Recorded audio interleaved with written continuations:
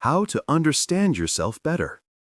We often wander through our lives under the mistaken impression that we are the undisputed experts on the subject of us. After all, you are the one living inside your head. You hear your thoughts, you feel your feelings, and you make your choices. Yet, if you are truly honest, you have likely experienced moments where you baffled even yourself. You might have snapped at a loved one for no apparent reason, felt a wave of sadness in a moment of triumph, or procrastinated on a dream you claim to want more than anything. These anomalies suggest that there is a stranger living within you.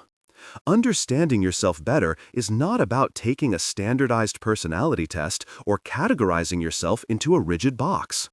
It is about cultivating a relationship with that stranger.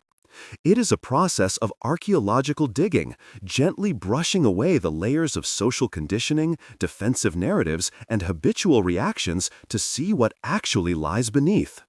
To truly understand yourself requires a shift from being a critic of your life to being a curious observer. One of the most potent yet frequently overlooked tools for self-discovery is the analysis of your irritation. We are often told to let go of anger or to be more patient, but this advice misses the diagnostic value of annoyance. The things that irritate you and others are rarely about them. They are almost always about you. This is the concept of projection. If you find someone's arrogance unbearable, it might be because you are suppressing your own desire to be confident, or perhaps you are punishing yourself for your own past arrogance. If you judge someone for being lazy, it is often because you do not allow yourself a moment of rest. Your triggers are maps. Instead of reacting to them, follow them. Ask yourself, why does this specific behavior threaten my sense of safety or propriety? The answer will reveal a hidden rule you have imposed upon yourself. Similarly, you must learn to read the data hidden within your envy. Society teaches us that envy is a toxic, shameful emotion, a sin to be repressed. However, if you strip away the shame, envy is merely a directional arrow. It shows you exactly what you want. You are never envious of something you do not value. You might not care if someone wins a Nobel Prize in physics, but you might feel a pang of jealousy if your friend sells a painting. That pang is your soul speaking.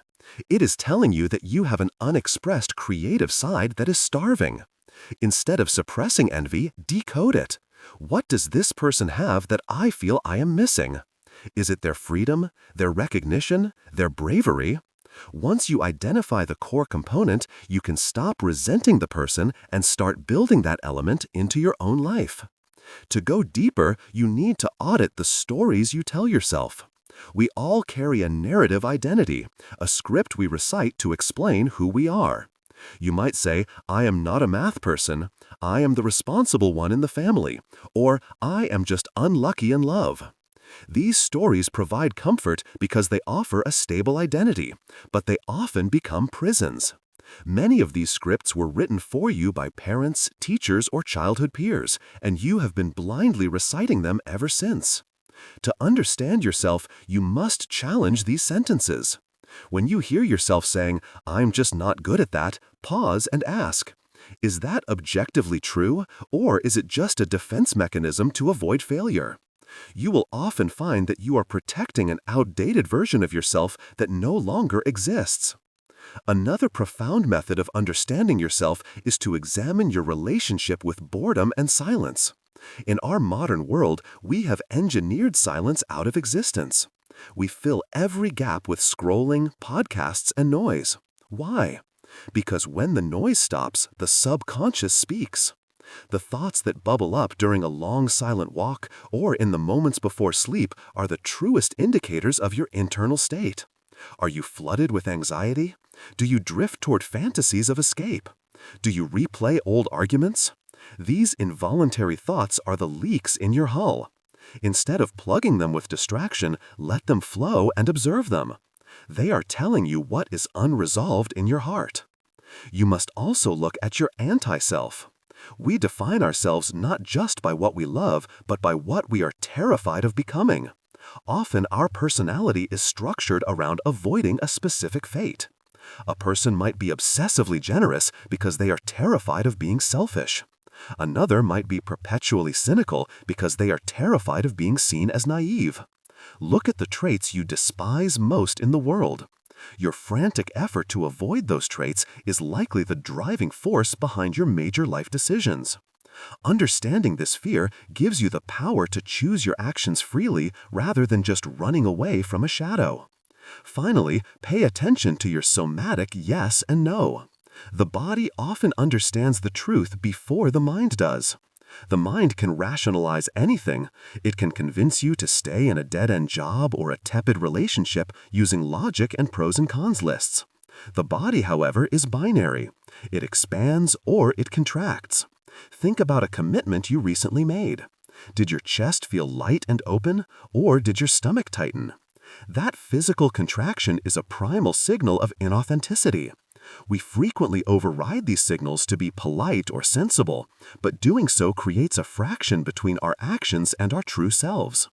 Reconnecting with these physical instincts is the fastest way to stop living a life that looks good on paper but feels wrong in reality. Understanding yourself is not a destination, it is a practice. It is the daily act of catching yourself in a lie, forgiving yourself for being human, and remaining curious about the shifting tides of your own nature. It requires a gentle bravery. You are not a fixed statue, you are a river. The more you observe the flow without judgment, the more clearly you will see the bottom. If this perspective shifted something within you, or if you found a unique way to decode your own emotions, I would love to hear about it. Please leave a comment below sharing one thing you've learned about yourself recently. Let's start a real conversation down there.